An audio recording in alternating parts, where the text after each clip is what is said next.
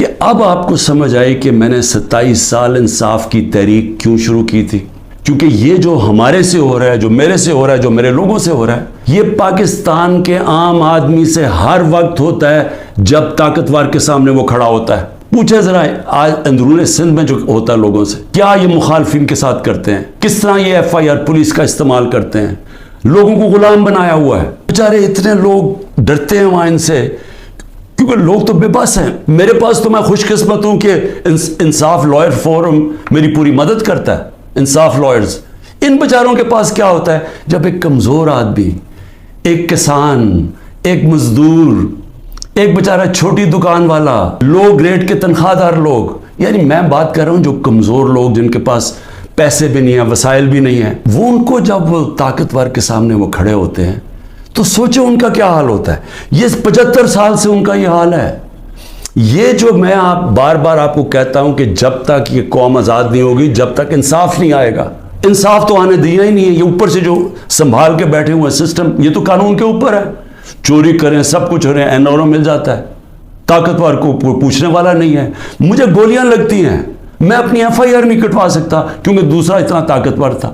اور یہ کمزوروں سے ہر روز جب طاقتور سے ٹاکرا پڑتا ہے، جب ان کی زمینوں پہ قبضہ ہوتا ہے، وہ بے بس ہو جاتے ہیں. کوئی ان کو پوچھنے والا نہیں ہوتا.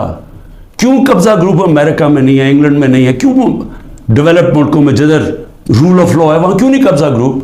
کیونکہ وہاں لوگوں کی حفاظت کرتا ہے. کمزور کو طاقتور سے تحفظ دیا جاتا ہے. انصاف کے نظام میں ان کے فنڈامنٹل رائٹس کی حفاظت کی جاتی ہے. تو یہاں تو جو آج ہو رہا ہے، یعنی تھوڑا بہت جو ملک چل رہا تھا اس طرف، کہ جب وہ لائرز موومنٹ شروع ہوئی 2007 میں، اور کرتے کرتے ایک آزاد عدلیہ کی طرف گئے تاکہ وہ ہمیں بچائے گی اگر حکومت ہمارے سے ظلم کرتی ہے، تو یہ تو سارا ہی ختم ہو گیا. اب تو ہم وہ پہنچ گئے ہیں جو مجھے تو نہیں یاد، یہ تو وہ بدترین مارشل لاز میں پہنچ گئے ہیں. ہمارے تو سارے فنڈامنٹل رائٹس ختم ہو گئے ہیں آج.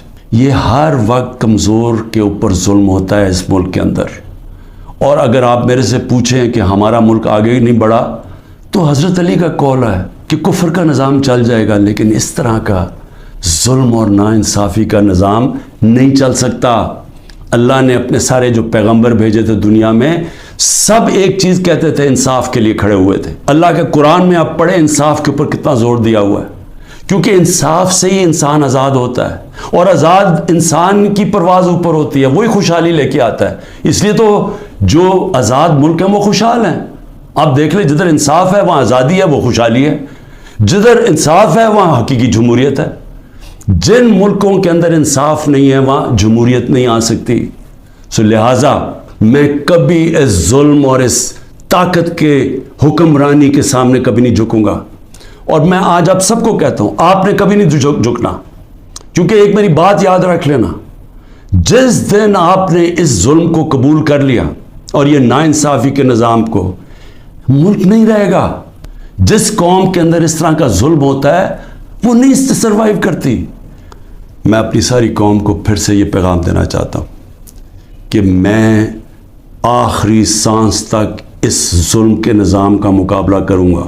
جب تک میرے ملک میں حقیقی آزادی نہیں آئی، میں اس کی جد و جہد کروں گا. جو مرضی کر لیں، جیلوں میں ڈالیں، جو مرضی کریں، دھمکیاں دیں، اور پھر یہ سمجھتے ہیں کہ شاید اس کی وجہ سے میں ان کے پاس جاؤں اور کہوں کہ جی مجھے معاف کر دو کہ میں نے آزادی کی بات کی تھی، مجھے معاف کر دو.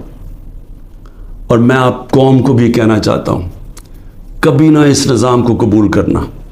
جس دن آپ نے اس کے سامنے اپنا سر جھکا دیا، آپ کا کوئی مستقبل نہیں رہے گا پاکستان میں. پاکستان زندہ باد.